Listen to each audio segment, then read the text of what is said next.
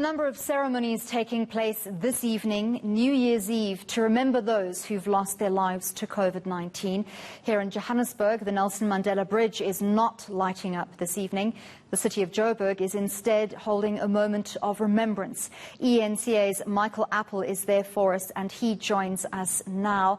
Michael, on Monday night, when the President addressed us in our familiar family meeting, he said that possibly as an alternative to fireworks this year, instead we should take a moment to light a candle in remembrance of those who've lost their lives to COVID-19. How is the city of Johannesburg taking that initiative tonight? Good evening, Anli. I come to you from the Nelson Mandela Bridge in Johannesburg's central business district.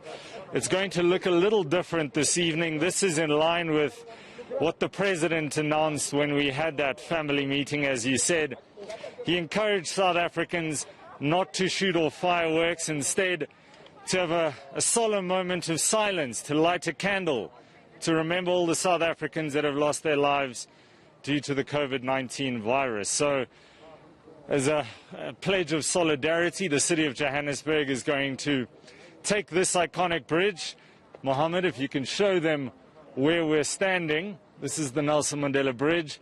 Yes, it is a little bit light. I suppose we didn't take into account that at 7 o'clock it's still a little bit too light to see all the amazing lights on the bridge, but it's quite an iconic monument in Johannesburg. So the idea is, and I believe we're running a little bit behind schedule, to switch off these lights. It was supposed to be 7 o'clock, but I'll tell you what we're expecting here. It's going to be the Johannesburg Executive Mayor, Jeff Makubo. There's going to be 2 MMCs who are going to be speaking.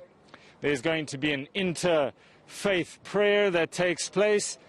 They'll finish off with a prayer, and then, as we understand it, everybody's going to be lighting a candle.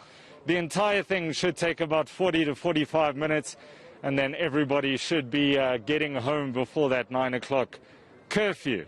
Only from here, I'll just tell you, the next time you'll speak to me will be in the 8:30 bulletin. I'll be heading off to the Hillbrow police station and heading into Hillbrow with the various police units who are going to be conducting patrols there. Only. Michael, we usually speak to you from Hillbrow on New Year's Eve. Presumably, this year we're expecting to see a very different Hillbrow under level 3 lockdown. Are police positive that they're expecting people in Hillbrow to adhere to the protocols and the regulations? Well, yes, but you can also trust human nature. Whatever rules you put there, people are going to find gaps. That's just the way it is. That's why law enforcement, emergency services will be on hand. There will be a heavy presence, not only in the CBD, but out in informal locations especially. And I was speaking to Robert Malutsi from EMS, and he was saying that they're especially worried about informal settlements where so much of the police footprint is going to be here in the CBD. Because Hillbrow is traditionally, I mean, everybody's heard of the New Year's Eve celebration tradition almost, people throwing fridges and microwaves off the top of buildings. But I was here last year, and I must tell you that didn't happen. Perhaps it's a sign of the times. People are hanging on to whatever appliances they have. But there is going to be a heavy police presence in here. We'll bring you those visuals a little bit later at 8:30 as we prepare to go in.